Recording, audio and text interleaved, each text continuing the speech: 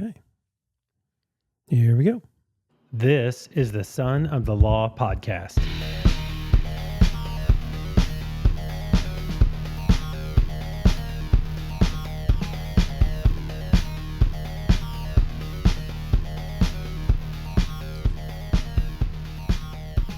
Hey everyone, welcome. Welcome to the Son of the Law podcast. I'm your host, Jay Christopher.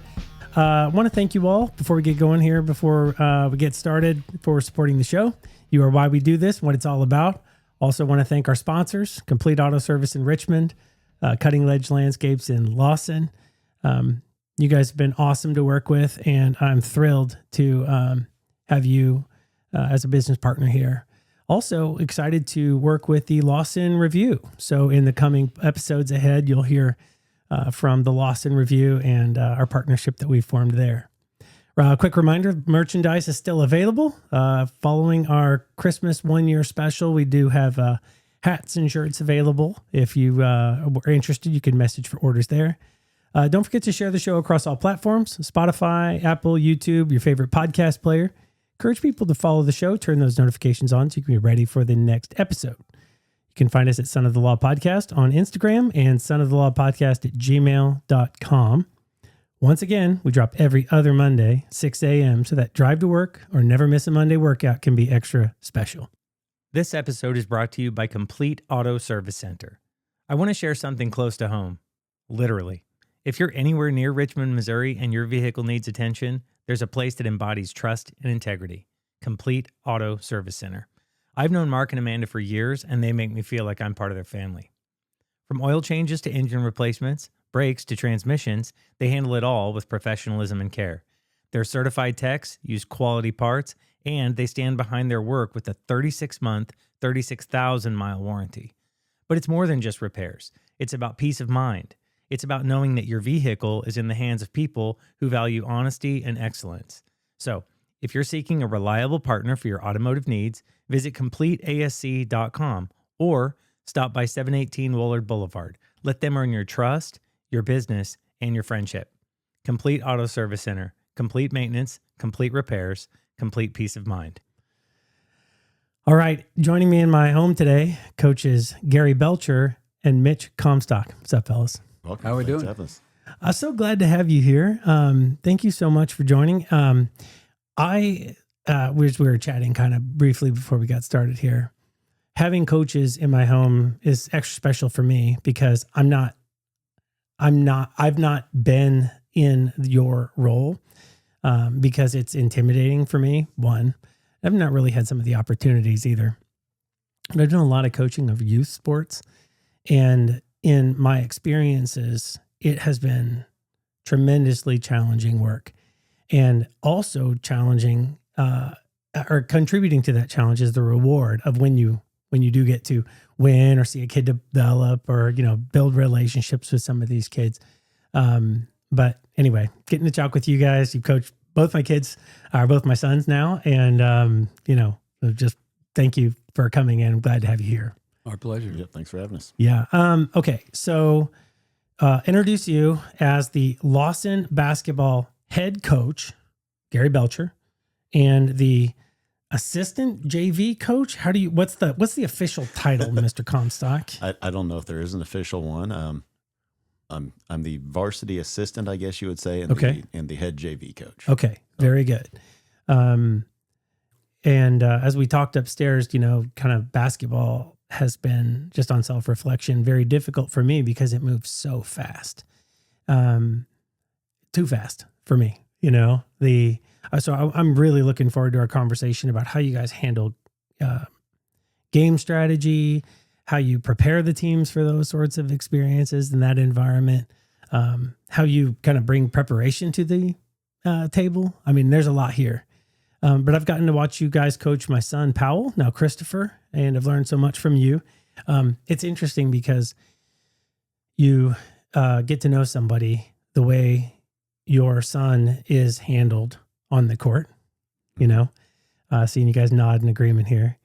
And you also get to know coaches based on the relationship that you have with your kid. And then they come home and they talk about what was said in the locker room, what was said, as the players have, we're dealing with maybe a win or a loss or whatever, and how coaches responded to that, and drama, all that stuff, right? So to talk with you like this is extra special. This episode is brought to you by Cutting Edge Landscapes. I've known Brandon Steffen, the owner of Cutting Edge Landscapes, for over 15 years. We've seen each other through a lot, climbed mountains together, served together, and when it came time to trust someone with my lawn, there was no question. I turned to Brandon and his team. Let me tell you, the difference after just one application was truly incredible. My yard went from weedy and full of dandelions to lush and vibrant. It was green, like really green. Also, I fought the bag system for years, never really seeing the results I wanted, but it has new life now, and that's all thanks to Cutting Edge. Cutting Edge isn't just about landscape projects either. They're about building relationships and treating your property like it's their own. Whether it's fertilization, aeration, or seasonal treatments, they tailor their services to what your lawn truly needs. With over 40 years in the business, Cutting Edge Landscapes stands by their motto, "Your property is our passion." And after seeing the results firsthand, I can vouch for that. Visit callcuttingedge.com or 816-580-3343 to schedule your consultation. Your lawn will thank you. Let's see. Gary, I appreciate that your parents are at almost every home game. No, I'm so blessed that they're able to come still. Yeah, that is so cool to see the different generations supporting you as a coach, right? I mean, we're all out there watching our kids, and your parents are there watching their kid, and that's awesome for me to see. But you guys also coach and teach, right? So, what subjects are you guys coaching at teaching at the high school, junior high? Middle school PE. Middle school PE. Yep, I've got all the 5th through 8th grade PE classes, and then just this year we've built a new weight room in the middle school and get to do an hour of that. So brilliant. It's really cool. Excellent. How about you, Gary? High school math. Years past, I've had trig in Algebra 1. In fact, I had PAL in trig. Yeah. And that was a pleasure because not only coaching the kids, but seeing them in a different light and them seeing you in a different light in the classroom just broadens that relationship factor. I also had Lola as well in there. Right. So still waiting on Christopher, but it'll come. Oh, and yeah. then this year, new subject, pre-algebra. So heavy into the math part. Okay. Very good. Let's see. My kids have enjoyed spending time at your house, Gary. After the Royals games, they play in your pool. Yes, yes. So that part's always been super fun. And I'm remiss. I also had Carissa in algebra or trig. So really, yes. So there you go. I've got almost the whole group. So. Yeah, that's incredible. But no, that part I enjoy all of it, but that part is special for us because it usually comes either after, like you said, maybe going to a Royals game, but typically it's after we do community service out at the wilderness camp and just having the kids over, hanging out, just watching them bond and barbecue, have fun. That's a big part of it too. Certainly. This episode is brought to you by the Lawson Review. Since April 8th, 1881, one thing has never stopped in Lawson, Missouri, the local newspaper. From the very first printing of the Lawson Gazette to today's Lawson Review, this is the county's oldest newspaper with uninterrupted publication. Generations have lived it, written it, and read it week after week. The Lawson Review isn't just news. It's school events, local sports, city decisions, community voices, and the stories that may not make the big city headlines, but matter most right here at home. A subscription is just $29 for 1 year or $51 for 2 years. It's an affordable way to support local journalism and stay connected to your community. Contact the Lawson Review at lawsonreview@gmail.com. Visit at 405 North Pennsylvania, Lawson, Missouri, or call 816-296-3412. The Lawson Review, your hometown paper, yesterday, today, and tomorrow. And then just lastly, again, as I'm just trying to prime the pump, introduce you quickly here. Your all's passion for the sport, the program, the players, and the coaches is on display at every interaction. And I wanted to say before we really get too deep into this, how much I appreciate you investing in my kids, investing in this community, right? You've been here now for several years, and we'd love to see you stick around for several more. Yeah. so just so thankful and honored to have you here in my home. Well, thank you. Can you start maybe by introducing yourselves a little bit? Tell us about how you were born and raised, a little bit about your family. I'd love to know about your spouses and children, how people might know you, which we've covered a little bit, but if there's other ways that I haven't covered, maybe ties to Lawson, how you wound up here, maybe something people wouldn't know about you or would be surprised to discover. We can walk through that at your pace. Me first? Go for it. Born and raised in St. Joe. St. Joseph. I graduated from high school there, went on to Truman State, got my undergrad, master's and specialist degrees at Northwest Missouri. Go Bearcats. Yeah. So we are several Bearcats in this house. Yeah. My Right. wife and I both went there. My oldest 3 children are all going there, and now so it's a great place. my parents went there. It's just a wonderful place. So nice to know we share that. Yeah. As you mentioned, very blessed with my parents, always being very supportive. I have one brother that teaches opera in Houston at the University of Houston. Teaches opera. Yes. Oh, brilliant. He's an opera singer. Okay. Older brother, younger brother? He's younger. Okay. You got the classic firstborn traits of the academic math, whatnot. And he takes the art route. Well, I missed the voice part. I can tell you that. You can hear that in my voice right now. But no, he's tremendously talented. In fact, has won a Grammy. So Really? oh yeah. Interesting. So I was going to lead into the one fact that you wanted us to share that maybe nobody else know about. I'm extremely proud of him. And in fact, he was just here this past week with a concert at the Kauffman Center. So Wow. so I didn't get a chance to see him because we hosted our tournament this week, but nonetheless, 3 grandchildren, 2 sons. One lives in Texas, one lives here. Beautiful wife, and so blessed because she's so supportive of everything that goes on, not only in our household, but no offense to any of the assistant coaches I've ever had, but I couldn't do it without her. So, Right on. Right on. yeah, that's me. Awesome. How about you, Mitch? Well, I was born and raised in Oskaloosa, Iowa. Oskaloosa, Iowa. Yep. Where is that for those directionally challenged? Southeast Iowa. Okay. Southeast. From a college standpoint, William Penn University is in Oskaloosa. Okay. My mom was an elementary teacher for 30 years. My dad built windows at Pella Window Factory, and graduated from there. Met my wife in high school, so we were high school sweethearts, and Wow. went to Central College in Pella, Pella's about 15 minutes away from Oskaloosa, and Sure. went there initially to go into sports broadcasting. Really? And did an internship with our local radio station with the sports guy, and he would work at the radio station during the day and then go to Hy-Vee and cut meat for about 4 hours at night to make ends meet and put food on the table. So You got to do both. Yep. Nobody's making money from podcasting Yep. right now, or sportscasting potentially, unless you're really good or you've made your way through it. But as we talk now, I am intimidated by your voice. You have an excellent voice for radio. You have a face for television, though. I've been told I had the face for radio many times. So, but yeah, I went to do that, realized I was probably going to have a better chance of ending up in a job like that than getting on Sports Center. And All right.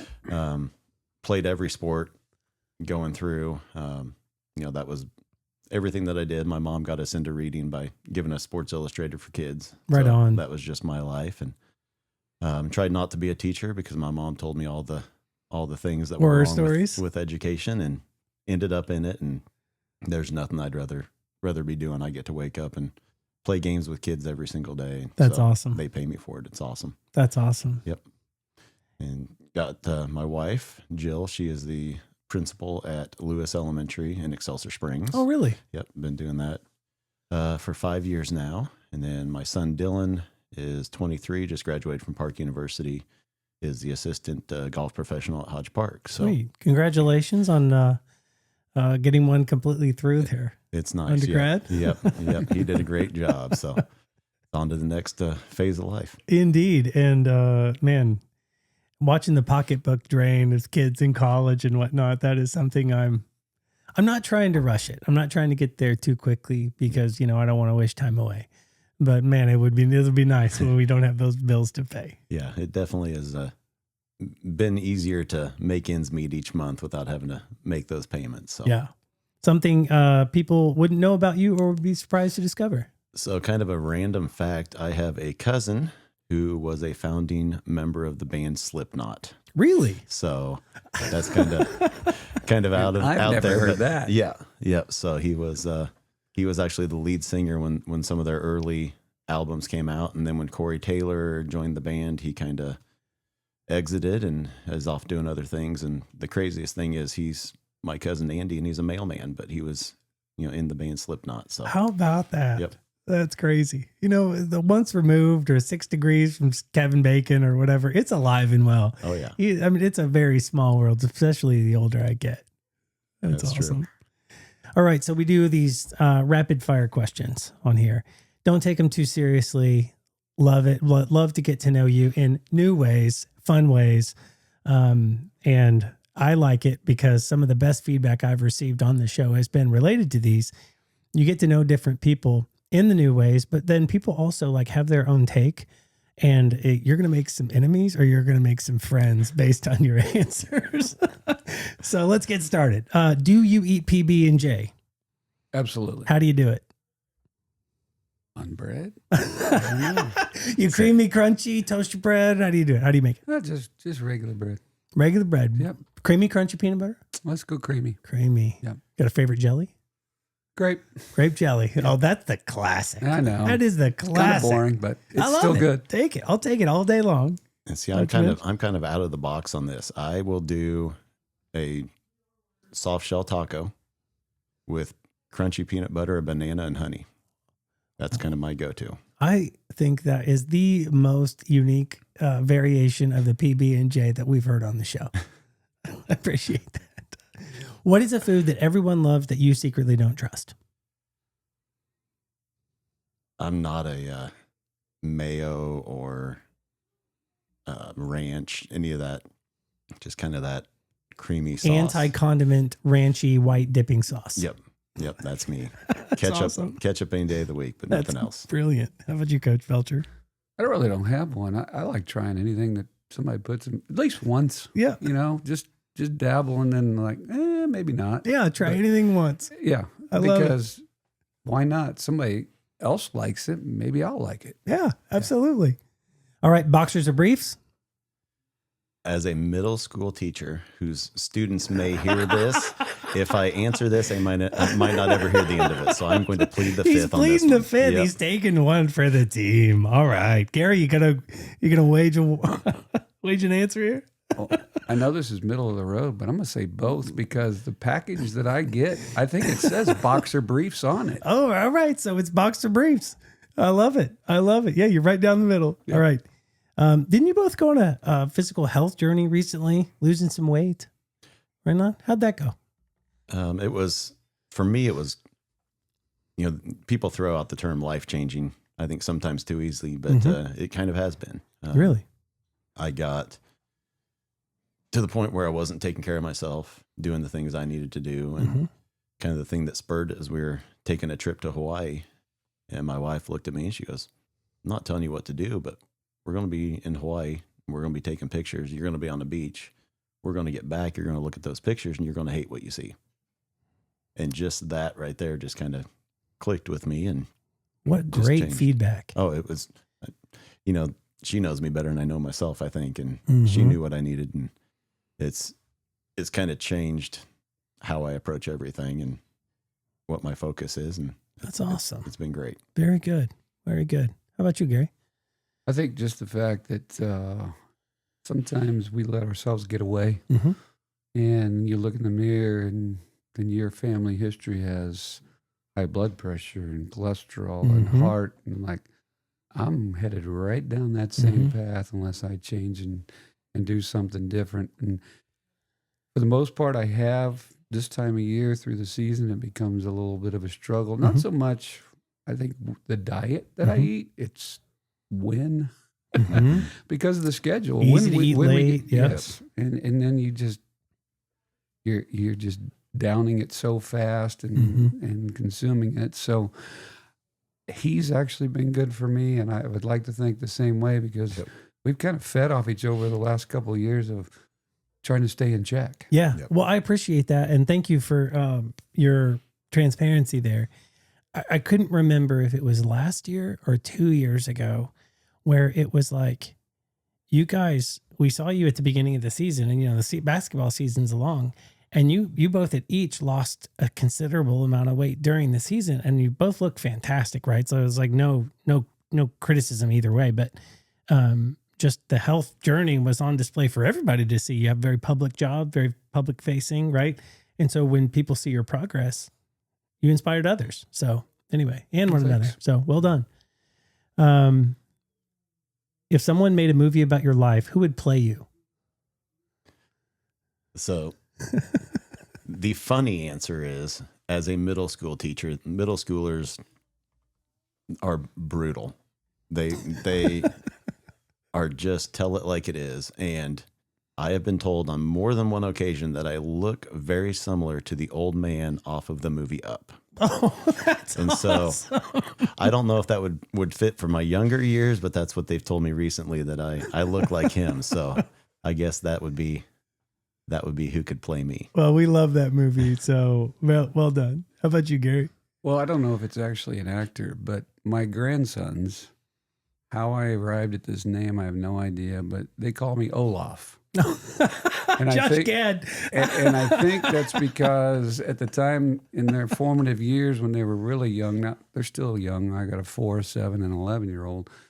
We would sit around and watch Frozen, and they started calling me that, and it stuck. So I guess that's who it would be. Papa Olaf. Yeah, I love it. there you go. That's fantastic. All right. What does your toothpaste dispenser look like? You squeeze that sucker in the middle, or From the end. you're squeezing it from the end? You're taking it methodically. Yep, roll it down. I just grab it and squeeze, and then as it starts to get smaller, then get to the end. But I'm just trying Don't to have get time it. for that. No, I just try to get it out and get them brushed, and let's go. Awesome. Do you think people are naturally competitive, or do they learn it?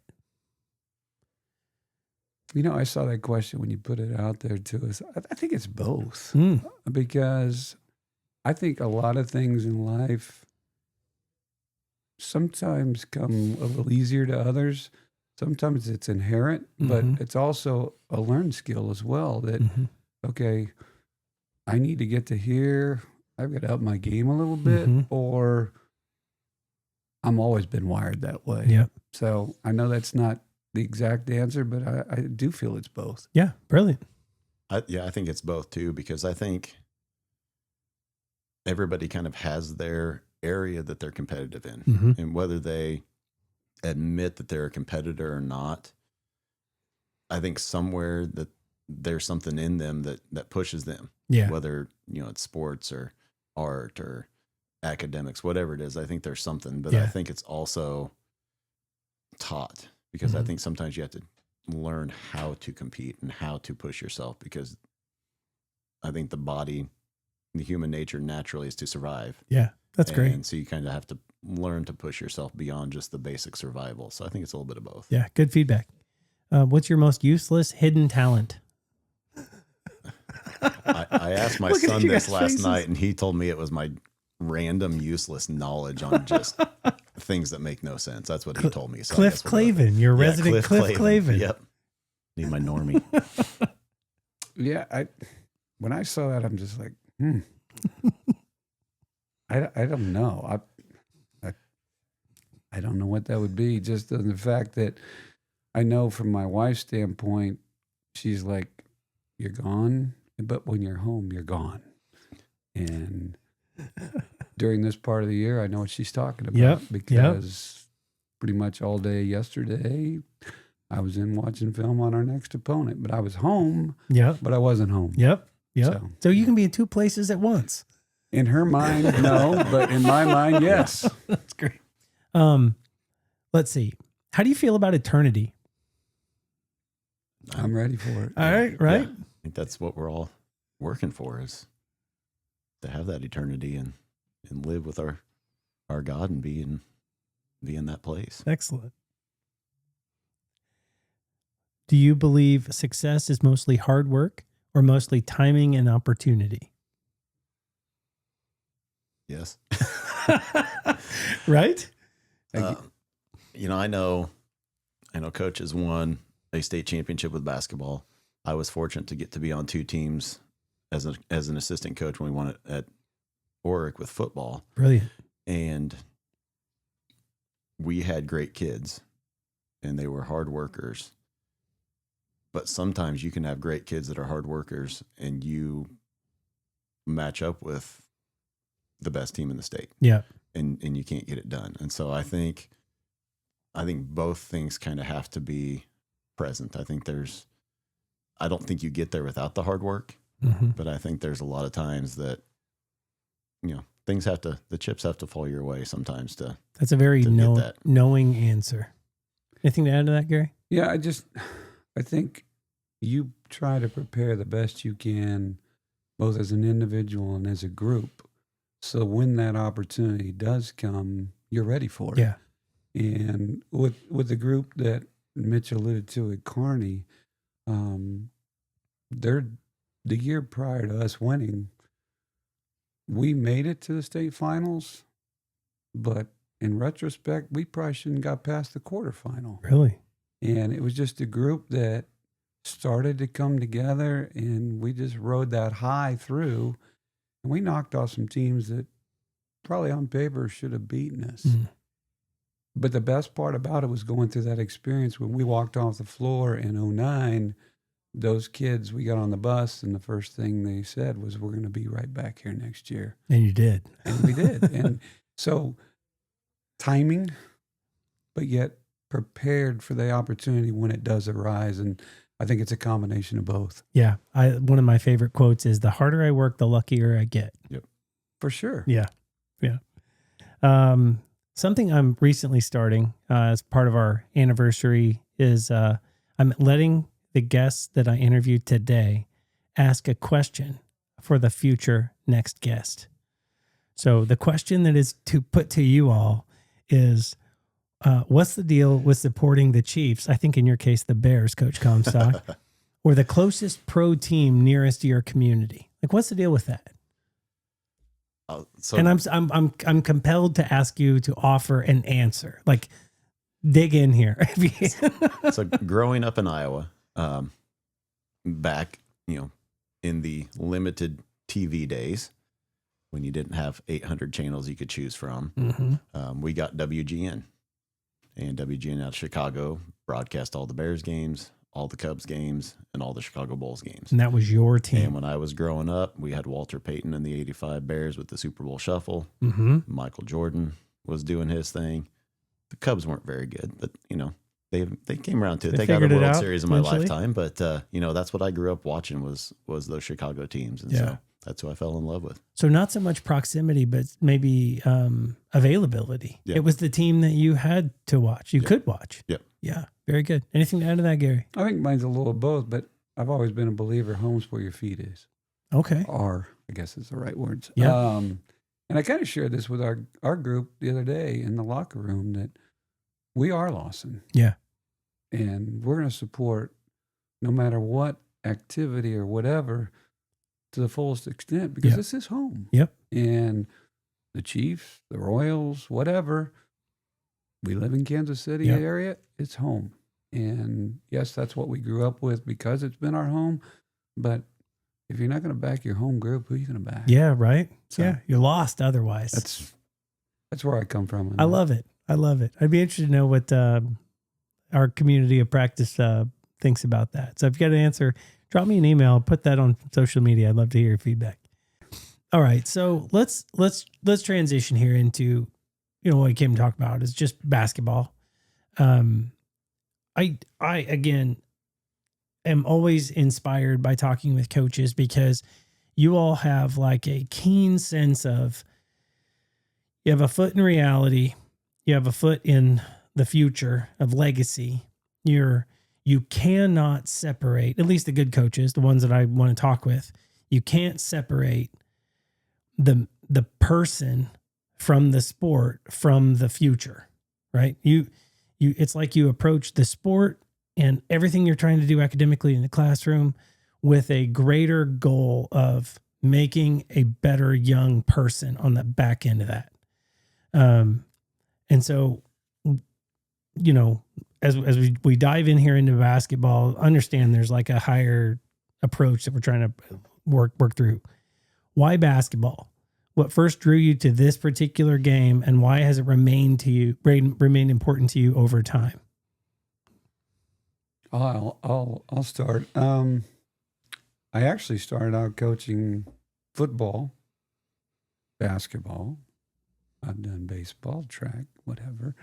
A lot of multiple sports, which I believe is important for this age group and any age group. Variety. Yes.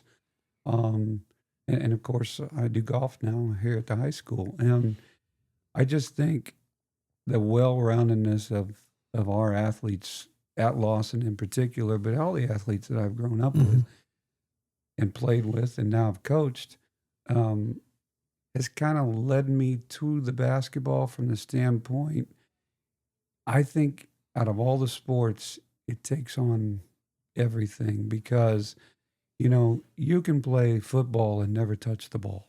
Mm-hmm.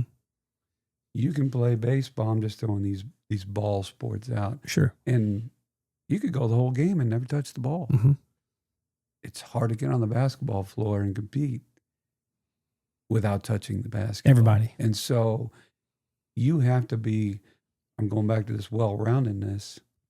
I played with a lot of great football players and baseball players that didn't have great ball skills. It's hard to do that in the basketball game if you don't have some skill with the ball. So that's kind of what drew me to it. I played point guard in high school and typically had to kind of get things organized, and obviously kind of leads into coaching a little bit. Yeah. Thank you. I think it was my first love. Having an older brother, it's the easiest thing in the world to go outside, and we had a basketball hoop on our garage, and you could go play one-on-one and play basketball. Yeah. Ironically enough, I played football in college. That was the sport I was the best at. Okay. I didn't start in high school in basketball. I came off the bench, but I think that that's helped with my coaching because I got to see the game as well as playing it while I was there. Had great coaches all the way through, and to me, it's the epitome of a team sport. Yeah. Because while football is a great team sport, if your wide receiver misses a block on the backside of an end around or something, it may not have an effect on the play. But if all five guys aren't on the same page on the basketball court, it's hard to be successful. Yeah. So I just think it's a great team sport where they can learn to play as a team, but yet it's still got enough individual aspects to it that you can be yourself to some extent within the team atmosphere. Brilliant. I think it just kind of encompasses all of that. Yeah. Brilliant. Thank you. You've both of you mentioned kind of in that answer your involvement playing as a player, in just getting to know you here. You've had experiences with these super successful teams. Maybe didn't always close the deal, right? Everybody wants to win the last game, but didn't always happen. Gary, I'd like to chat with you a little bit about your involvement with the executive world, right? I mean, you're on this board now of all the what's the official name of the board? Missouri Basketball Coaches Association. Yeah. So I mean, you've seen the game across multiple different perspectives, right? And you've been involved there as what's a defining moment that's kind of shaped your the coach that you are today? It's part of I know everybody talks about being part of your profession, giving back to it, being involved in it, being a spokesperson. I feel like for the Northwest Missouri area, regionally, serving on that. I was blessed to be the president of it for 2 years and just try to make advances in our games. There's one advancement that I'm still trying to knock the door down on Shot clock? getting the shot clock, but I think it's eventually going to come in Missouri. I don't know when. I hope it does before my time is up. All right. Anyway, I just feel like with all the other states around us that have it, and we're the lone one now that doesn't. Although they've allowed it somewhat in tournament play, it's the involvement of the game. Back when I started playing basketball, there wasn't a 3-point line. Right. But as the game changed, we've added it, Mhm. and it's made it, fun. And that's all Mhm. we've known. And there's states, and I've shared this before with others, like the state of Washington. I go to the National Association basketball convention at the Final Four every year, and I'm a part of that as well. The state of Washington's had the shot clock for high school for 20 years. Really? And we just need to evolve as a state. And I hope that's coming, because I think, and everybody thinks, well, it'll make the game faster and offense. I'm ready to reward defenses. Mm. If you sit down and guard somebody for 30 minutes or 30 seconds, excuse me, not 30 minutes, that'd be a long time. But, That's our goal, though. Right. 32 Lock them minutes. down. Yeah. but it's very difficult if you play well on defense for 30 seconds and you've done really great, and then sooner or later somebody breaks down and 45 seconds they score. Let's start rewarding kids for playing good defense too. Right. So, Right. How about you, Coach? Anything to add to that? I just think, the game has changed. The things that Michael Jordan was doing are now almost commonplace with the athleticism that you see in the NBA. And, I think the high school is following suit. The kids are coming to us bigger, faster, stronger. Mm-hmm. And, I think we need to just keep evolving as the kids evolve. Mm-hmm. One other question I had kind of in this realm of the conversation is it better to win as a player or a coach? Player.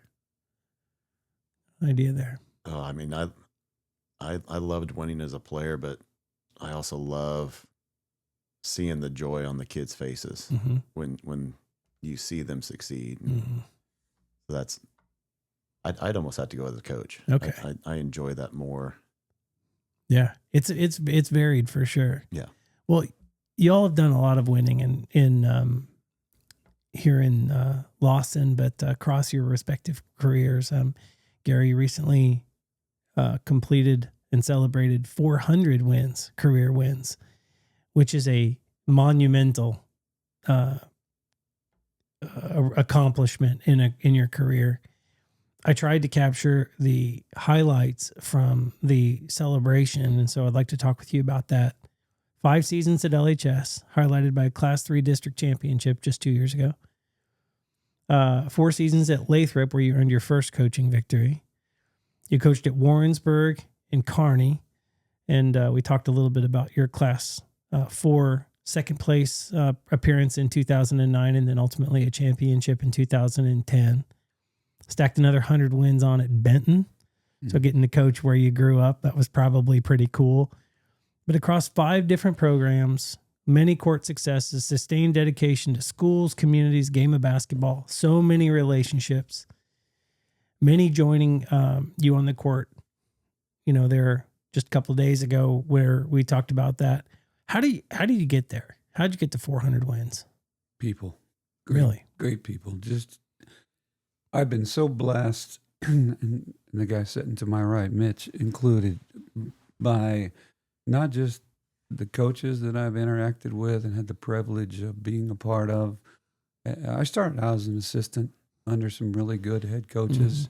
Mm-hmm. And during that time, it was just like, if I ever get to this position someday, I'd like to use what they're doing, or maybe I'd do this different. Mm-hmm. And, you just pick and choose along the way, and then you don't stop learning, not just about the game, but about people, about your players and coaches. And I think the most rewarding part, and I've said this, the number is great, and I'm honored and humbled that I've been able to do this as long as I have and achieve what, that milestone. But the relationships, the people that not only were there last Friday. Mm-hmm. Of course, we're playing Lathrop, and there was a lot of my former players and coaches. That was awesome.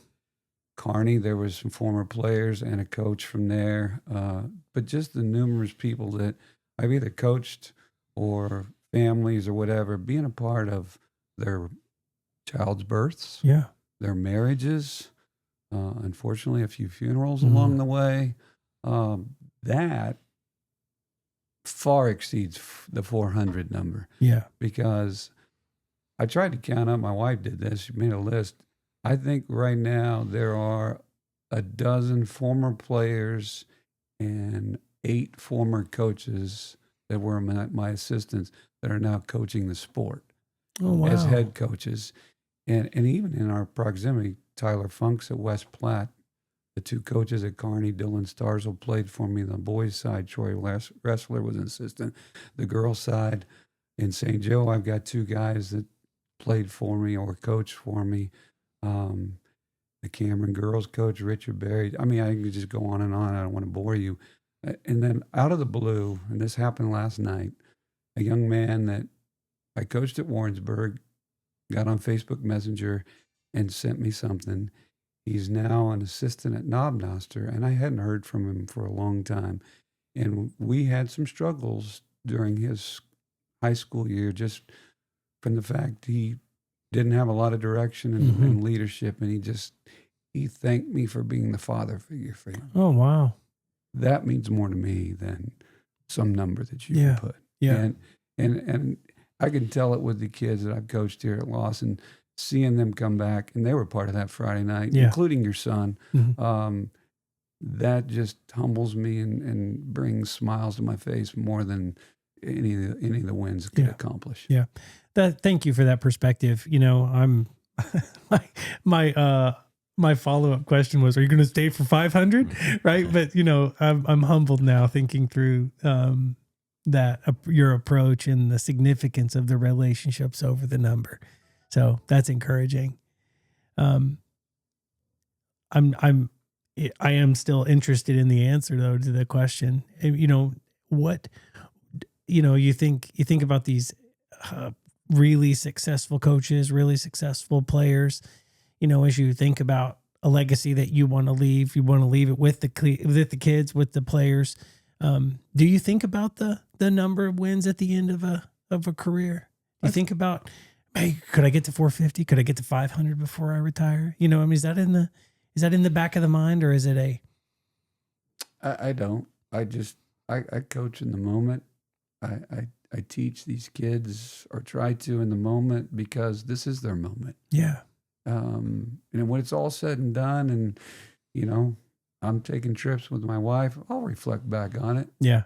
But I won't reflect on a number. I'll probably just reflect on all the relationships and experiences and experiences that have been involved, including, you know, what we're doing right now. And I know our focus right now is on getting ready for Wednesday night. So. Yeah. Right. Yeah. Right.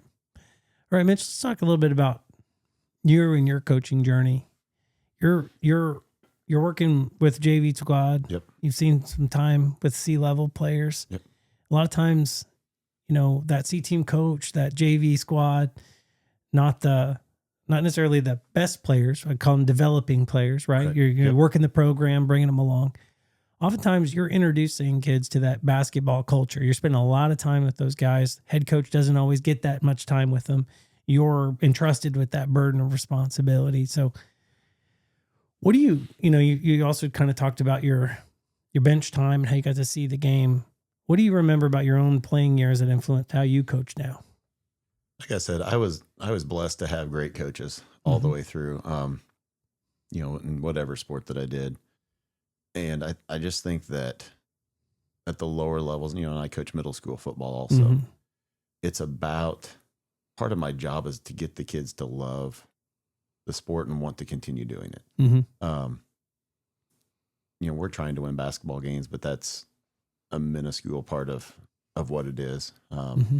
It's more about them wanting to see some success personally, so they want to work harder and stay with it, because, you know, they are the future varsity guys. Right. And they're the guys that are going to be out there and playing the varsity game. So it's trying to instill in them, this is what you need to do to get to that level. Mm-hmm. Here's how you compete.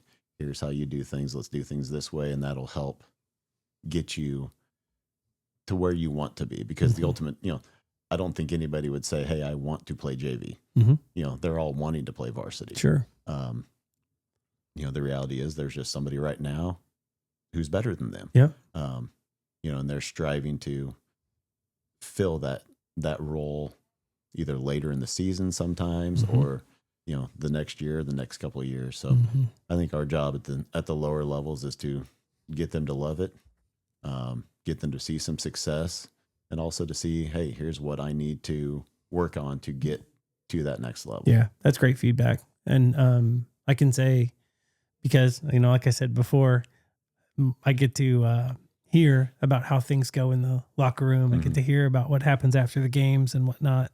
That's one of my favorite questions for my kids. What did your coach say to you? What did your coach think you need to work on? And they've got a list. Yeah. They walk away. I'm not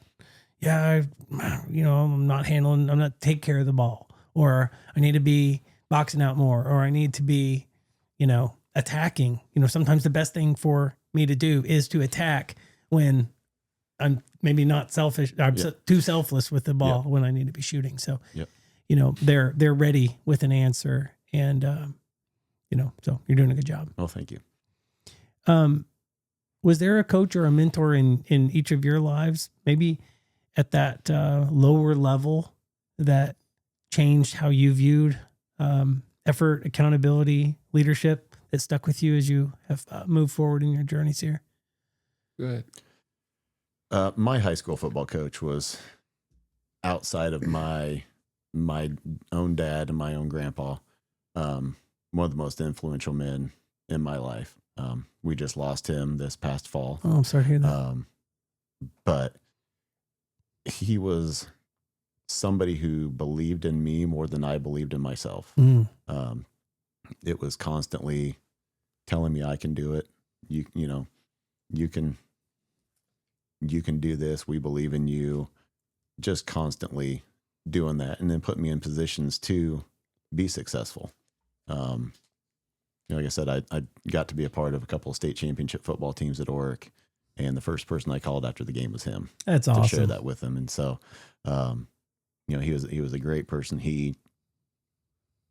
It's kind of funny. I was reflecting on this.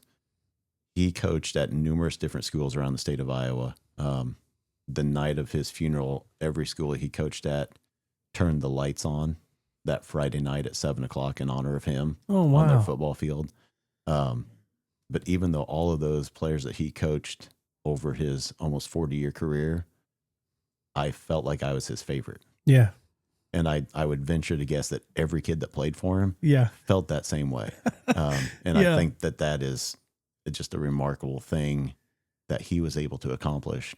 And I've tried to be as much like him as I can. That's awesome. If I could grow up and be Coach Staten, that would be awesome. That is awesome. Yeah, I love the way you phrase that. And I felt that way about different teachers. And sometimes I felt like that about my own mom. And I'm like, well, now in hindsight, I hope my kids feel that same way about me too. But that's just a great way to phrase it.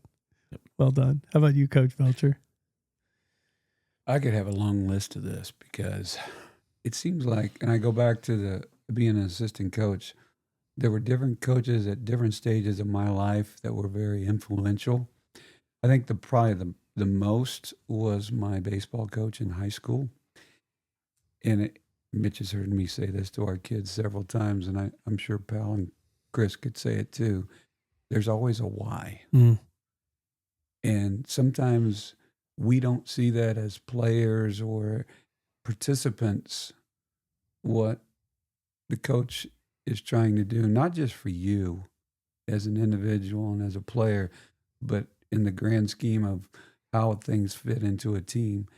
And until you delve into the why, I didn't know.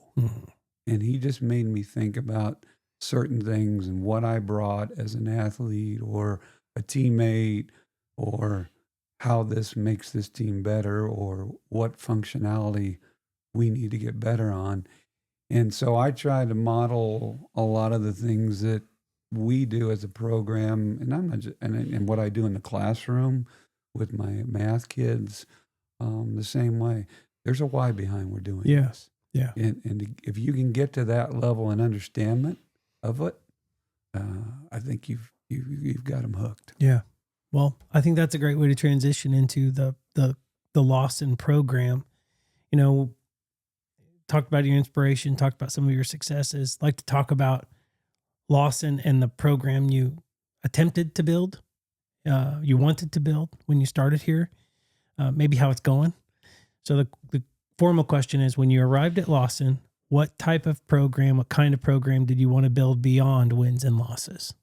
Well, I'll start with Brad Smith because Brad has been a lifelong friend of mine. Brilliant. I started at Lathrop, as you know, and you've already said, back in the late 90s, 98. And Brad was at Lawson in his early years, too. And we had some great battles. I think Bob Curtis was his assistant. And I always respected what Brad and Bob and the whole entire program. Became friends with John Gassman, who was at the time, you know, at the football, and Todd. And these are powerhouse Lawson names. Yeah, just absolutely. And I was on the other sideline, both in the football aspect of Lathrop and basketball, and just the utmost respect for the type of teams that we would have to face and prepare for. That I want to emulate that when I took Brad's job over, and Brad let me know, and he was about ready to go. And ironically, at Benton, I was coaching golf, I was coaching basketball, and I was teaching math. Yeah. That's what Brad was doing. And knowing Scott Harold at the time and Clint Ross and getting to know Daniel Pettit and the list can go on and on. I know I'm getting away from your question, but all that was already in place. And I just felt like I need to come in and make sure, one, we continue to carry on that tradition of when teams prepare and play against Lawson, they're going to know that they're ready to play. They're going to play the right way. Yep. They're going to be respectful. But you're going to have to come ready to beat them or you're going to get beat. And that's kind of been the MO that I've tried to transcend with both the golf programs and the math class and the basketball. Yeah. Well, you're doing a great job. I'm finding it ironic, the similarities between your answer here and Coach Dunn's answer. We spoke with him recently on a podcast and just talking about how he took over the program here in Lawson, and all of the tools and the system and the structure was here, right? And so you get to inherit that, but then to kind of your earlier answers, you get to take those mental notes and now start tweaking and editing, and you've seen some success. So well done, Coach. Comstock, how do you interpret and support that vision at the JV and C levels? I think, it's a program, and, we try to treat our kids 9 through 12 all the same. Whether you're a JV kid, a C kid, a varsity kid, you're part of the Lawson program. And it's about doing things the right way. For example, Saturday we were playing a tournament in Excelsior Springs. Right. There were some things that occurred during the game that the other team had done. I was going to ask you about this. That I was extremely proud of the way our kids handled it. Yeah. We didn't get the win. The other team beat us pretty handily, but I told the kids in the locker room, this singular game that you just played in is a minuscule part of your life. The lessons you'll learn from being a part of it and seeing the right way to handle things and the wrong way to handle things, I hope is something you'll carry throughout your life. Yeah. Because we coach people via a sport, and how we coach them as people is far more important than the basketball skills that we teach them. Right. And I think that was a great opportunity for them to learn that on Saturday, and couldn't be more proud of the young men I got to work with that day. Yeah. Brilliant. has philosophy changed or evolved over time? Core principles are non-negotiable as you've worked your way up through here. You know, I mean, you inherit the program 5 years ago, I think we said. Yeah. And, there's, like you mentioned, there's a lot of things that we're doing right when you got here. But did you see anything change? Have you evolved as a coach, as you've continued to learn principle, and maybe what hasn't changed? What's been non-negotiable every season? Well, I think the evolvement is ongoing from the standpoint, unlike if you're at a college or even the pro, you can kind of bring in kids to fit what you feel like is the best way to do things. I think, and I even do this in the classroom, you have to adapt to what is there. And we have to sometimes scheme differently than some other teams based on, the kids that we have and what there's put them in a position to be as successful as we can be. Yeah. And there's nights when that works. And there's nights when you're like, oof, that didn't work. Probably wasn't a good idea. Let's flush that one and try something else. Yep. But I think that's the great thing about this staff and these kids is they're willing to dabble into some of that, knowing that it may not work. Mm-hmm. But, and we're just kind of a work in progress. I know that's sometimes used loosely, but that's kind of who we are and have been because of different situations as far as, opponents we play, when we play them. Sometimes, and I'll use this as an example, we played a team the other night that was minus one or two players. Well, that makes a difference. Mm-hmm. And so we adapted and did some different things based on that.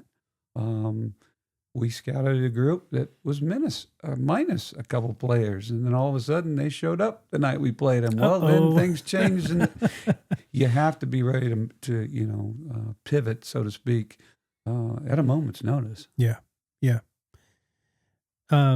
Let's talk about speaking of pivot, right? Let's pivot a little bit here. Let's talk about the expectation and standards that you have as a coach. The program is widely known for high expectations, structure.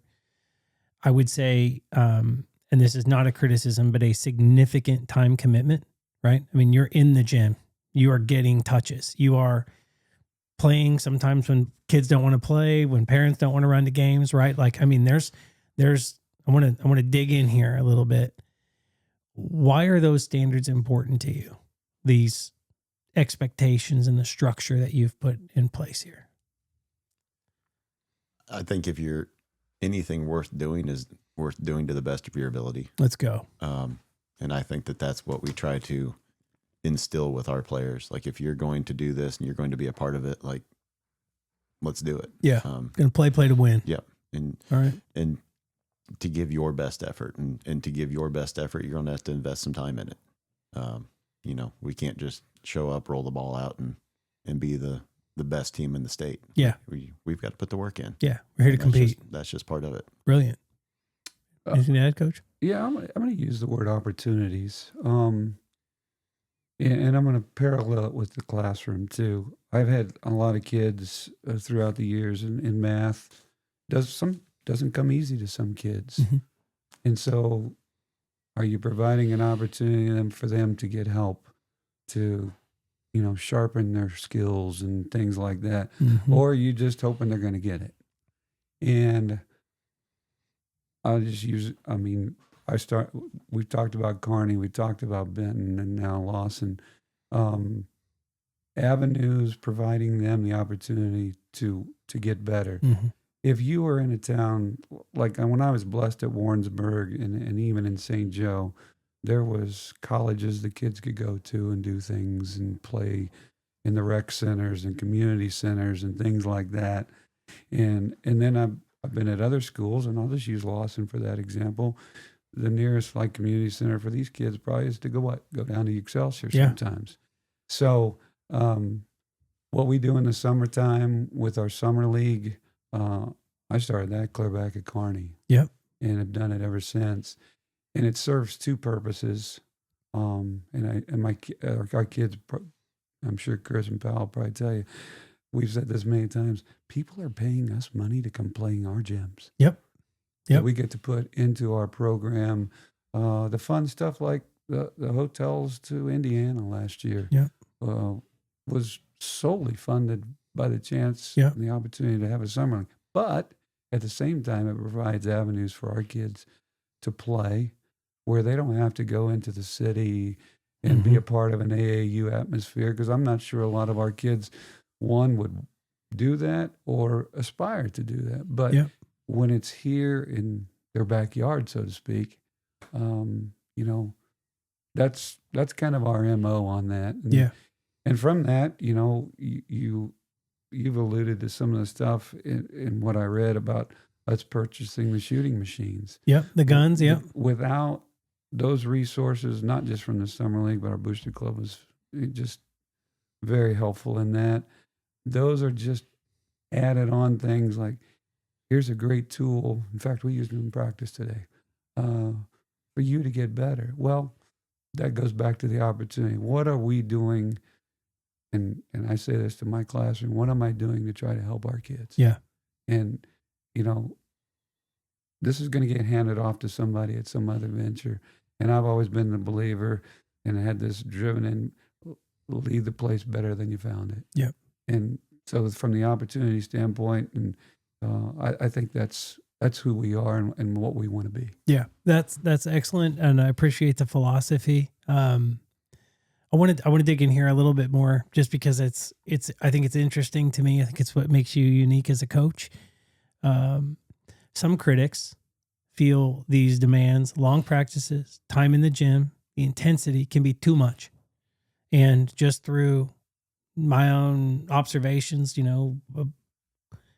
relationships in the community, right? It's been too much for players. It's been too much for different parents, right? We've talked through these things. I mean, you're a fantastic coach. You've dealt with your share of conflict, right? So I know this is water off a duck's back, but how do you think about the balance between excellence and sustainability? Some say it's not sustainable. And I have one deeper question here too, which you can get to now or you can take it there. What type of players thrive in this environment who love it versus those who struggle?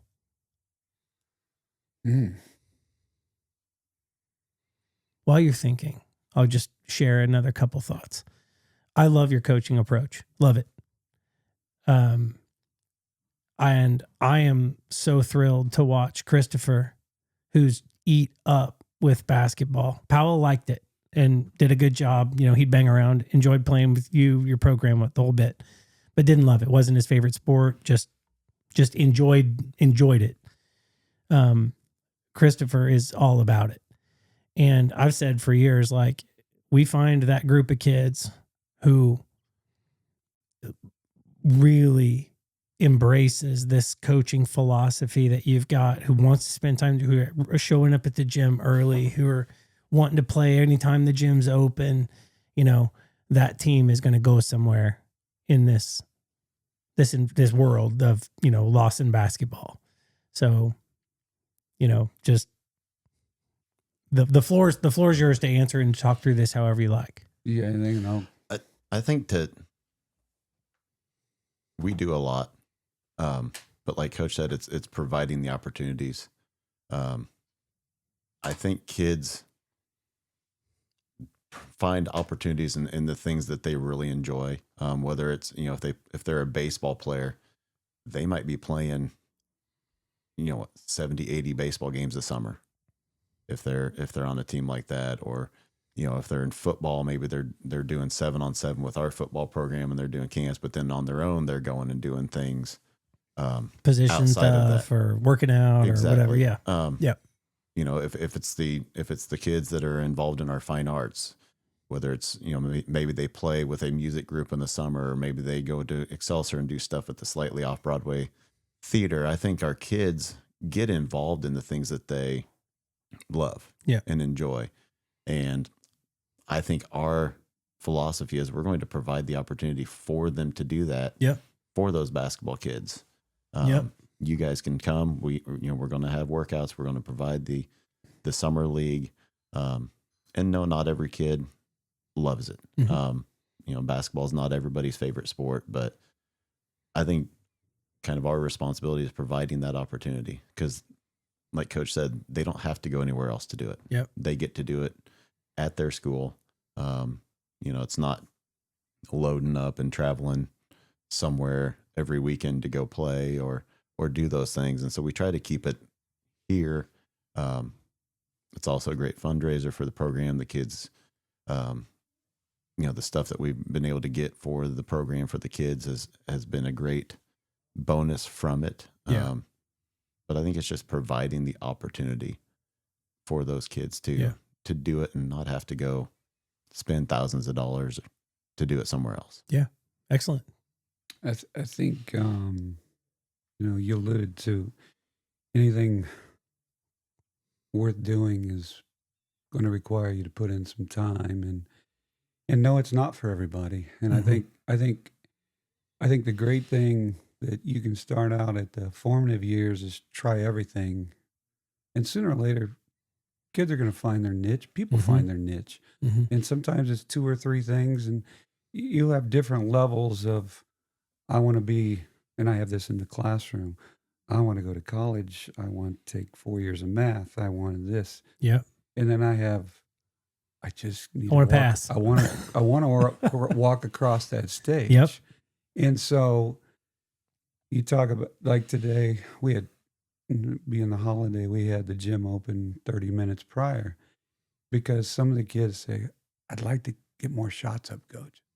Okay, it goes back to what I said. I know the fallback to the opportunity part. Today we have the time to do that.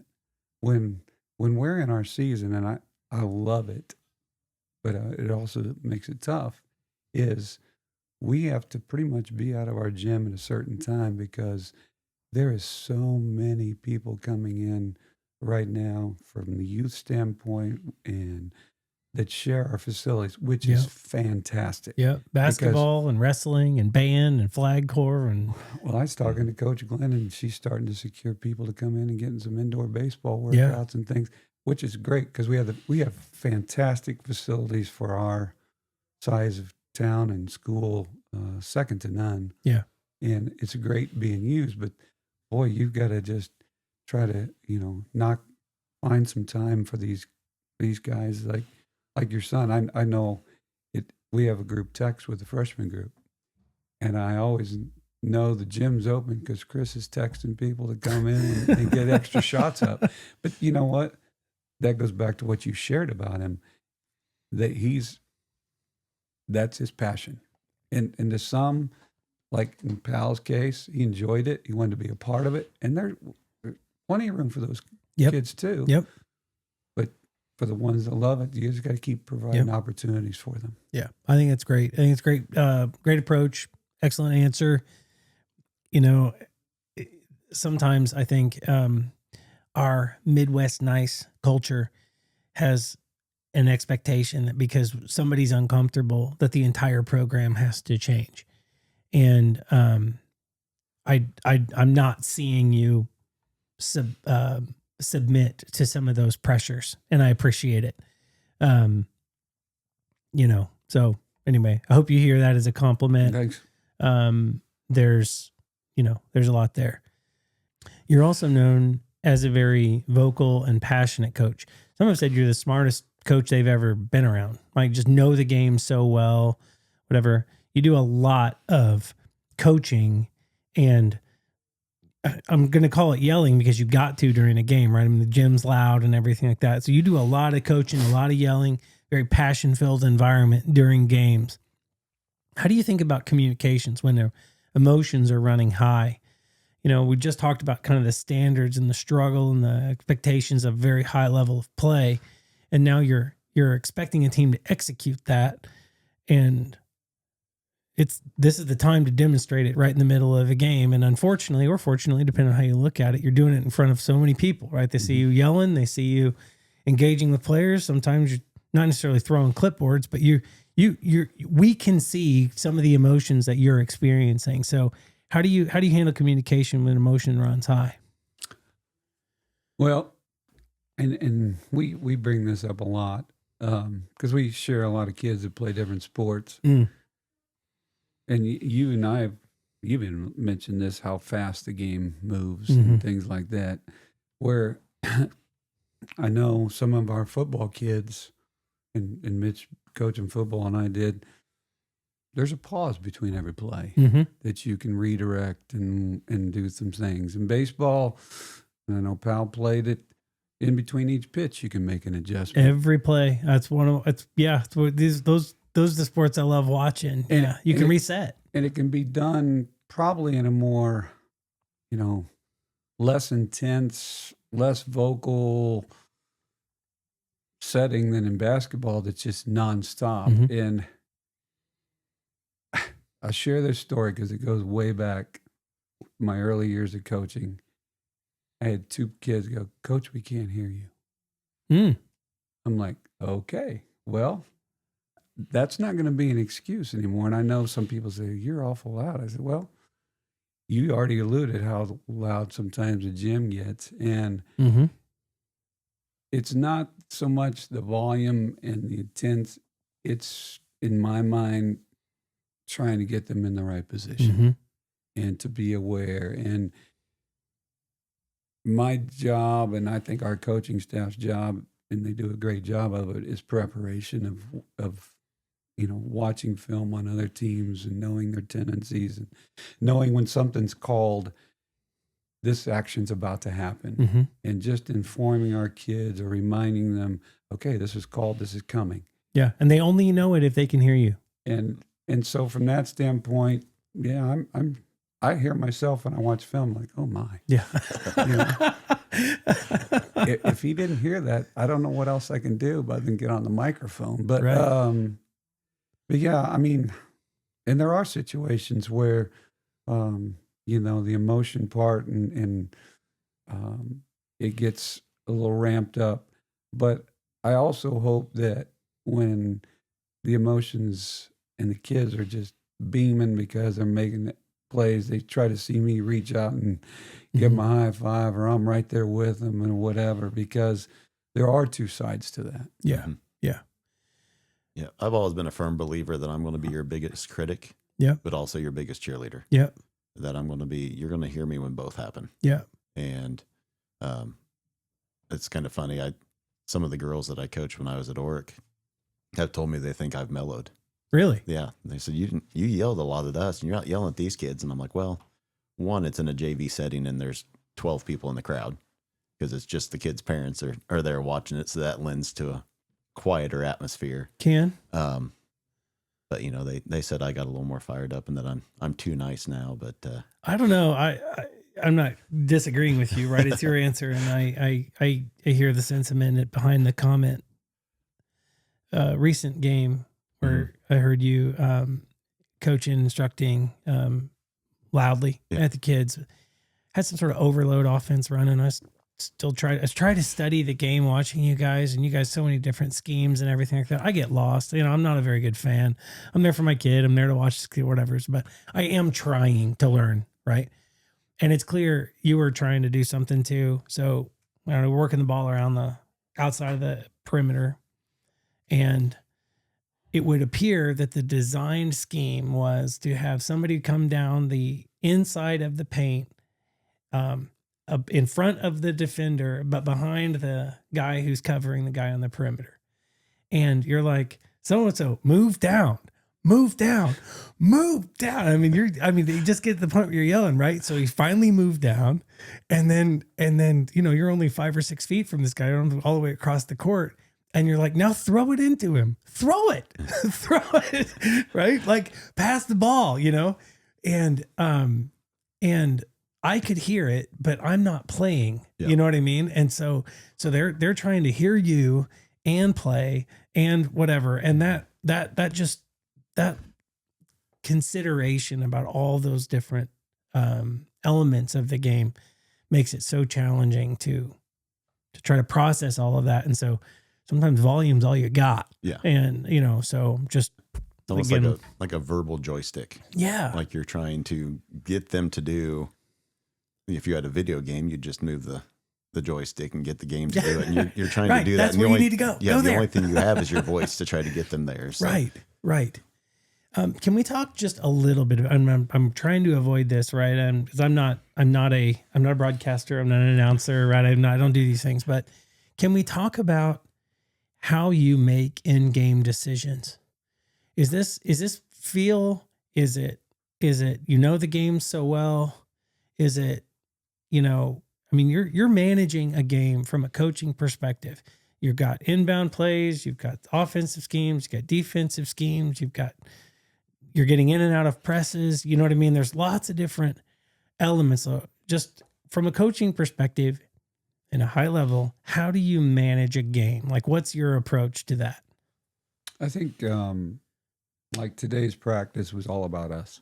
When we have multiple days before a game, we try to spend one day at least, and that was today, fine-tuning us, working on things that we've seen need improvement. Mm-hmm. We didn't talk one thing about Wednesday's game today. Tomorrow, that will be our point of emphasis. Okay. So we'll have the scouting report with the tendencies, what these players that we're going to guard like to do, what they like to do on defense, things like that, and go through it. So we'll go into a game, excuse me, with the idea of this is what we'd like to get accomplished. There's a lot of times you get into the game and that goes out the window really quick. Mm-hmm. And so you just, I guess the phrase read the room, you got to read what's transpiring and make adjustments. I know, I'll give you a simple fact. We went into a game, it was first game back on the 5th at Hardin with the idea we were going to do certain things. Mm-hmm. That lasted about 3 minutes into the game and we shifted. And I think the game and maybe what the opponent, tries to do to you dictates that. Mm-hmm. And, we'll go into Wednesday with an idea, but we may end up changing as we go. Yeah. That's the coaching side of it, right? I mean, like how much of it is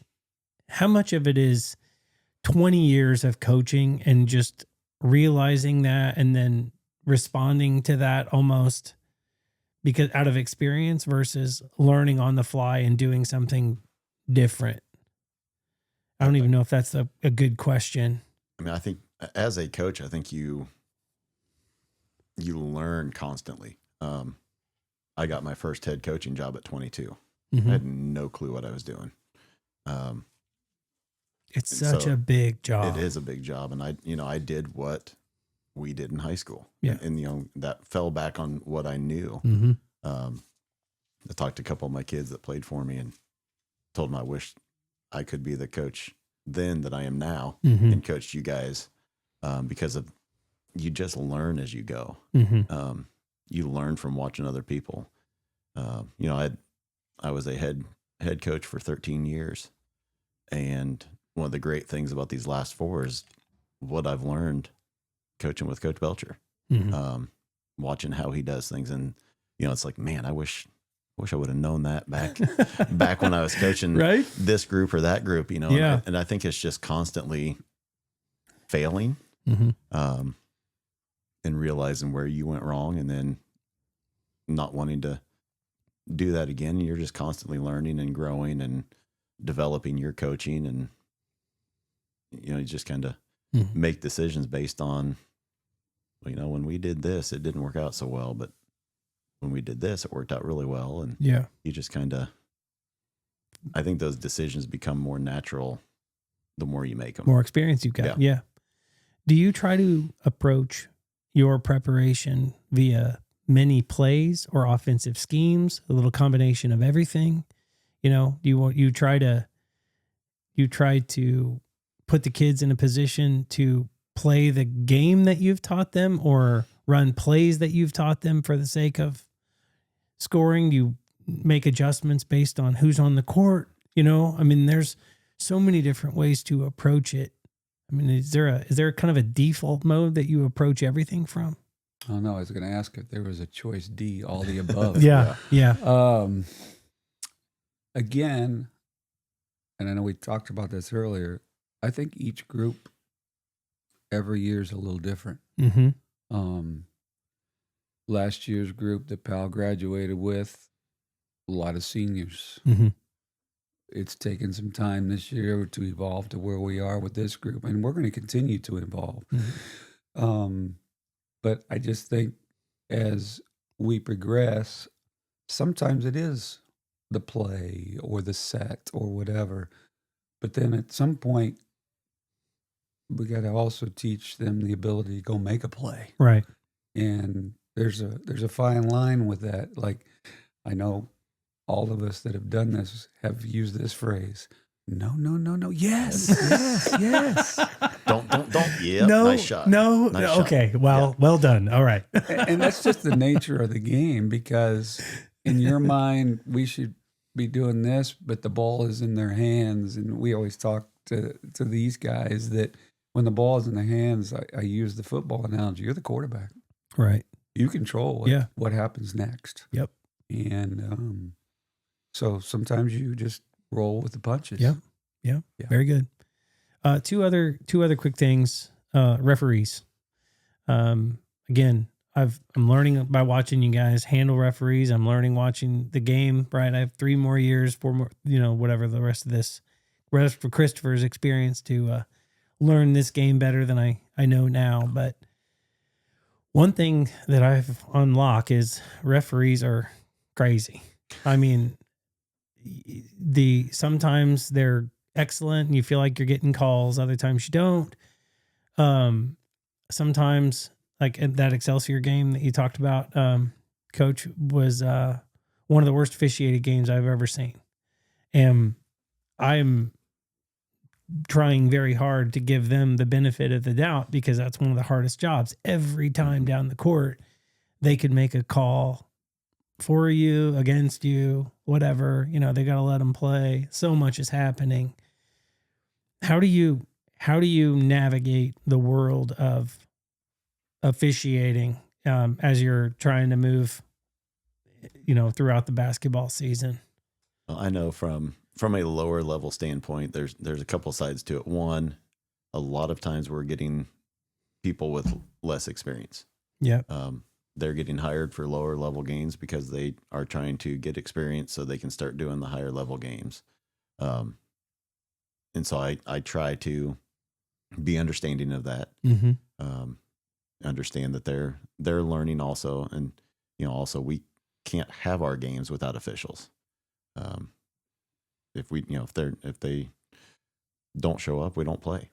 And so trying to understand with that, but also understand at the lower level, if they called everything, we would be there for 3 hours. Yep. Because you could blow the whistle every single time down the floor. Yep. And so I think the biggest challenge is trying to get the kids to understand, just play.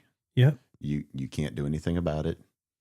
Not once in my career as a 15-year-old kid gone up to a official, told them they made the wrong call, and that official looked at him and said, "You know what? You're absolutely right. I did screw that up." I had an official say one time, you guys do everything right. We'll do everything right. Yeah. Let us. Yeah. So I think you have to be understanding of that, especially at the lower levels.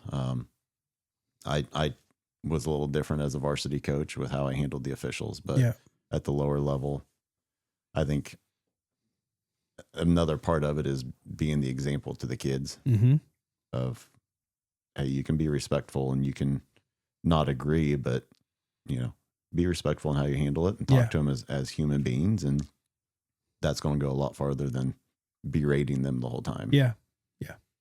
I think there's times that I have to catch myself and tell myself what I tell our players and our coaching staff, go on to the next play. Yep. Case in point, I mean, there was a game this season, I had a call at the end of the game on a made basket, probably could have sent us into overtime. And didn't happen, and we ended up losing the game. And but you can't go back and just say that one we had 31 other minutes. We Yep. could have done something about Yeah. it. My approach with officials, and right or wrong, I don't know, is, try to carry on a conversation with them. Yep. I call them by their first names. I get to know them by their first names. Running, obviously, the summer leagues that we have had, not only here, but at Kearney and even at Benton, I come in contact with a lot of them. Mhm. So they're people. Yep. You got to treat them that way. They're going to make mistakes. Obviously, as a coach, I make a lot of them too, and so do our players, like you alluded to. Some mistakes kind of magnify themselves a little bit more than others. They do. But at the end of the day, like Coach said, and sitting on the Missouri Basketball Coaches Association Executive Board, we're going through an official shortage. And for us to continue the sports that we love, we've got to be more receptive to bringing younger officials on and teaching them, and not running them off. Mm-hmm. And it's really bad, I think, in the youth aspect, that I'll catch a social media post of I'm talking under 12-year-old games that parents are coming out of on officials, and I'm just like, this is not good. Yeah, I saw one of those recently myself, and I don't know where that goes. And I also tell our kids, and I'm so glad we have our youth association basketball, is go officiate a little bit. Mm-hmm. Get on the other side of that once in a while, and then you'll probably respect sometimes a bad call going your way, because you've had to make that call. You've had to hear it from a coach, or you've had to hear it from a player, or you've had to hear it from a parent. And it just puts things more in perspective. Sure. Well, and you talk about the hearing it from a parent, hearing it from coach. There is no shortage of commentary for the officials. And sometimes it's warranted. Like you said, you use the word magnified, the job that they're doing. There's no shortage of it. And because when you're up there in the stands and your son or daughter is the one who got physically assaulted on the way to the bucket, or had some big old person over their back trying to get a rebound, or, fell down as a result of some, 1-2 play.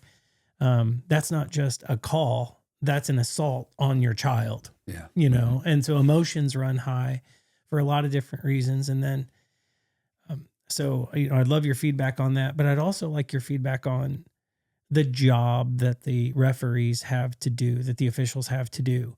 Again, to go back to that Excelsior game, their job was to manage that game, and their inability to do that resulted in some kids getting too rough, and ultimately, it wasn't a punch, but there was physical altercation on the court as a result of them not keeping some of those plays in check, leading up to that point. So, it's an evolving process, but I appreciated your point on the official shortage and whatnot, but just anything there that you want to respond to, I'd love your take on it. I think it's an impossible job, because no matter what call you make, half the gym's going to be mad at you. Yep. I think a lot of times newer officials or younger officials are afraid to manage, kind of like you said, afraid to manage the game, because they've maybe been told, a good basketball game is one where nobody notices the officials. Yep. So they're afraid to maybe put their stamp on the game or be too involved in it. But, sometimes you've got to slow things down. I think the best officials are the ones that can just get players to understand where they're coming from. Mm-hmm. Maybe they pull a kid off to the side and say, hey, you need to calm down. You need to do this. And they can kind of manage things that way, where it's not public, but it's just kind of keeping the kids under control and doing those things. And it's like everything else. It's a learned skill. Yeah. You can't expect a a brand new official to go out and be able to do the things that somebody who's been doing it for 25 years Yep. has the ability to do. And I think that's part of our job too, as coaches, is to help with those officials sometimes. And, Yep. you know, we'll talk sometimes to them and after the games and, hey, here's something I noticed. And Yep. Some are appreciative of the feedback and want to learn and grow just like everybody else. And so I think that just helps grow the game as well as helping those younger officials to be better. Yeah. Belcher? Yeah, I think going back to the better officials that I've been associated with kind of know how to read the room too. Mm-hmm.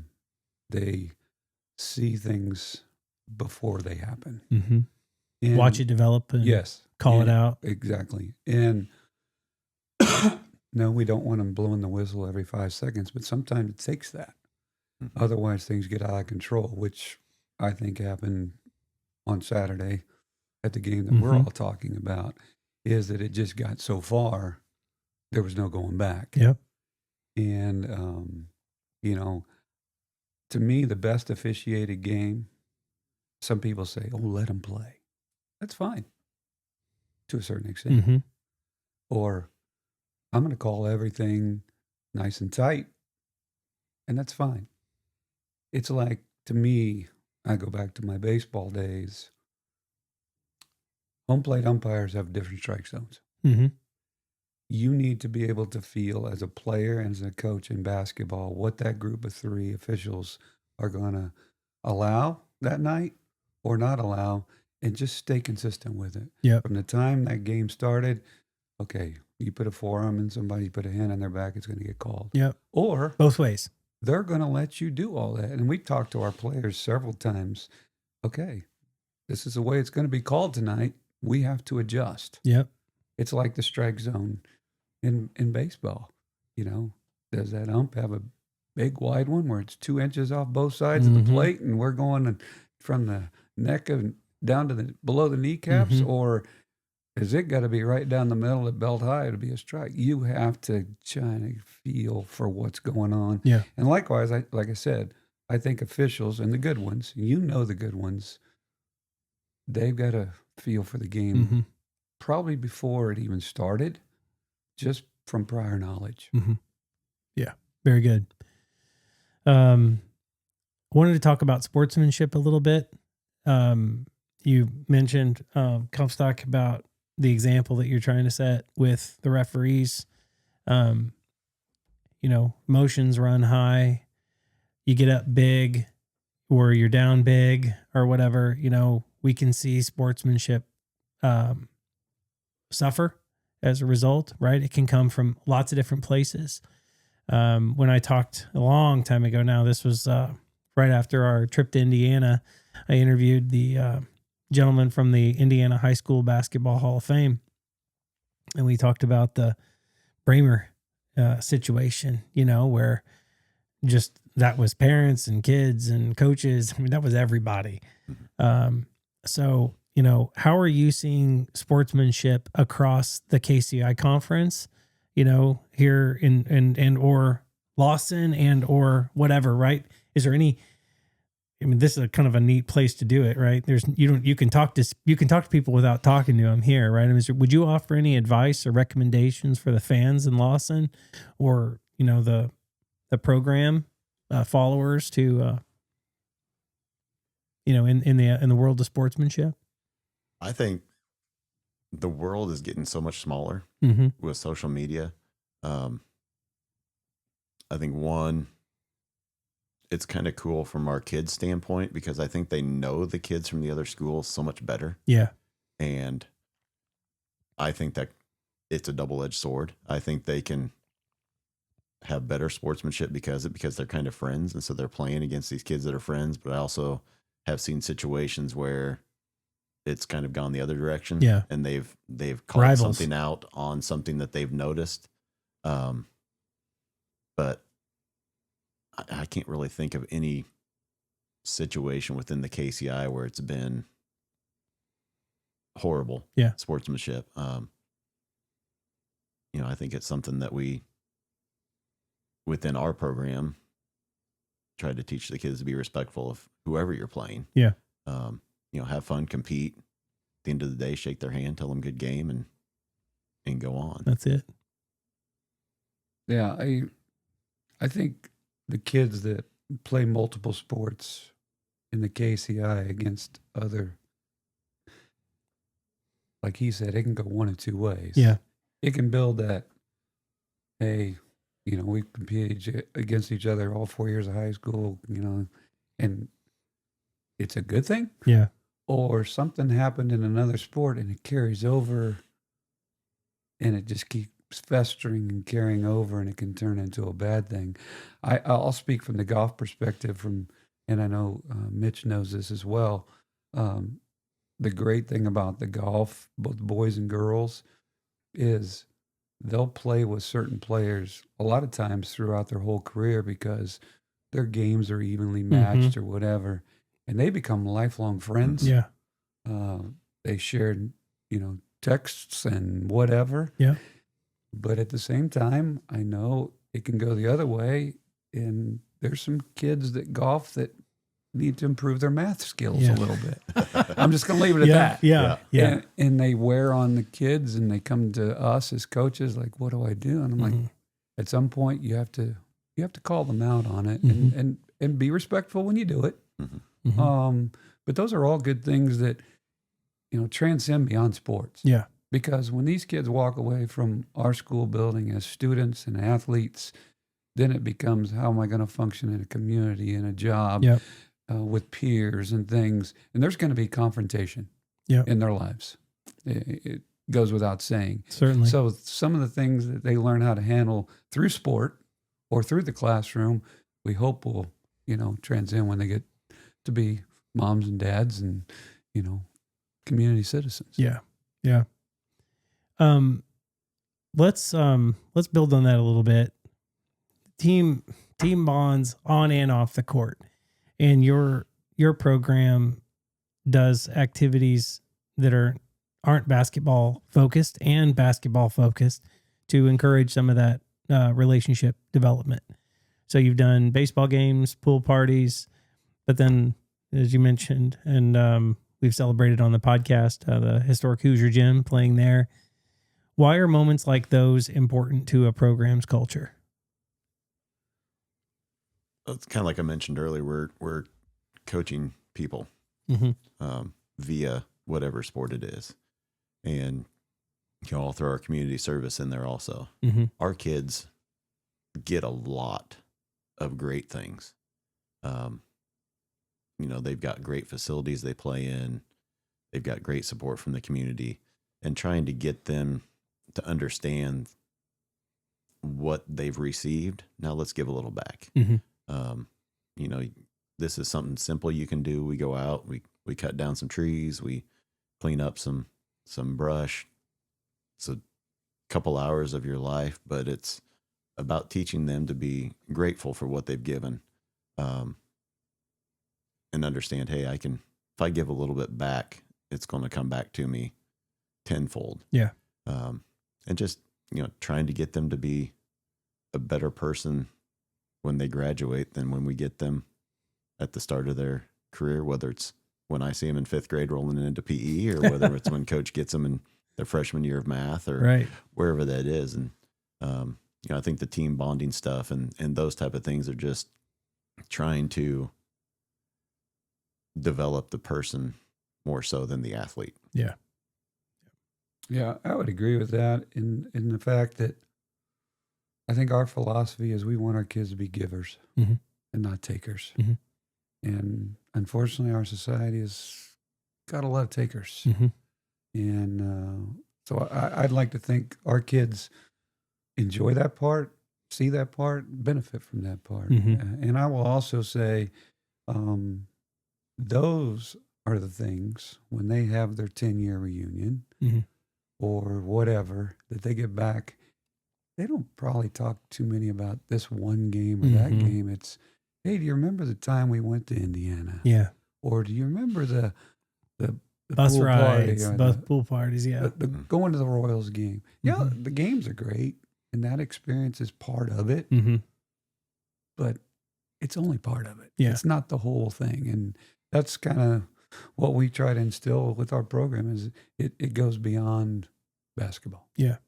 Well, you're kind of walking into my final question, and I appreciate it the way you have. Years from now, when former players see you in town or bring their kids to a game, what do you hope they remember about playing basketball at Lawson? I think, we kind of already answered this in some aspect, is that when they walk and their years are done, they're still part of that family. Yeah. I'm a Lawson alum, but I'm a basketball Lawson alum. Mm-hmm. And so I'm still part of that basketball team Mm-hmm. or that golf team or that community. And like I said, we had this conversation Saturday after our game, just because of the fact that we are a group that belongs to this community and this school, and we have to support it, not just in what we're doing, but in our other friends are doing. Mm-hmm. Because their relationships that they're building right now, that's going to be their lifetime relationships. Yeah. And if they're severed or ill-willed at the high school level, then they're going to be fractured well beyond that. Yeah. And Classic hurt people. Yeah. And Yeah. it's just not good. And so I hope that, and it's pretty evident, the kids that come back, including your son, we've had kids come to our workouts that played for us now. And our locker room door is always open for those kids. Yeah.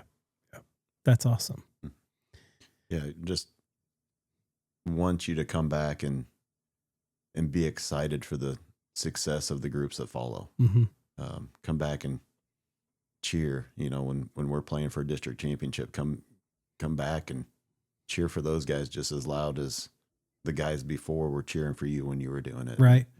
Just continue the program. And that it's bigger than just when you're a part of it. It continues after that and into the future generations, and when the people after us take over, that it'll continue with those groups as well. Certainly. Well, Certainly. I didn't mean to interrupt, but that sparks a memory of a Lawson guy now. Well, he was a Kearney guy, Bo Brinkley, Mhm. played for me at Kearney. And to this day, he just says to me more than once, I was there when it started. We helped get that group to the state title. Mm.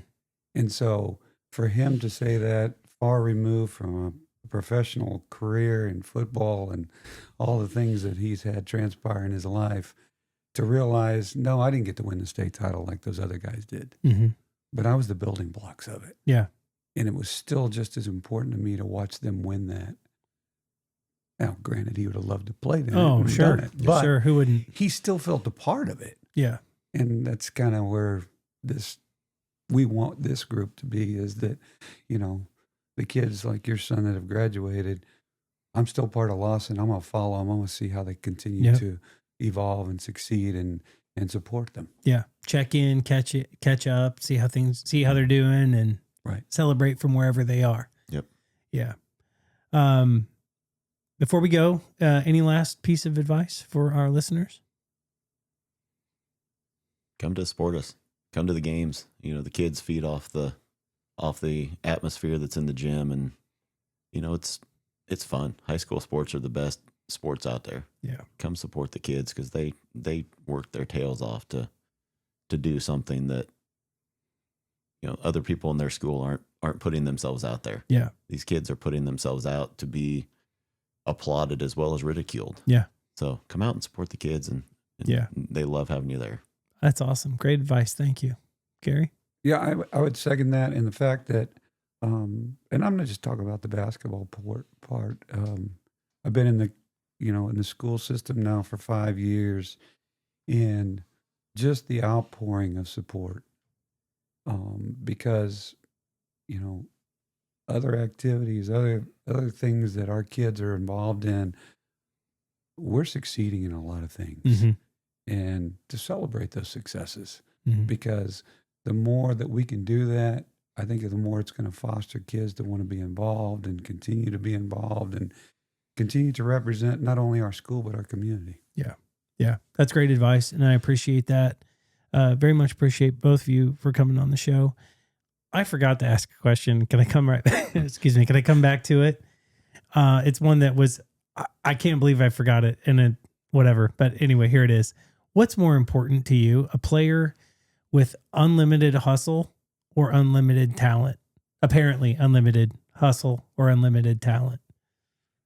Which is better? The one that has both. Okay. Yeah. The unlimited talent, I think from a coaching standpoint, you can kind of build plays around that. Mm-hmm. But the unlimited hustle and effort, you can build a program around. Mm-hmm. So talent won't always be there, but if you can build a program around those kids that hustle and work hard, then I think that is what you build a true program off of, because talent comes and goes. Very good. That was actually one of the questions that inspired this episode.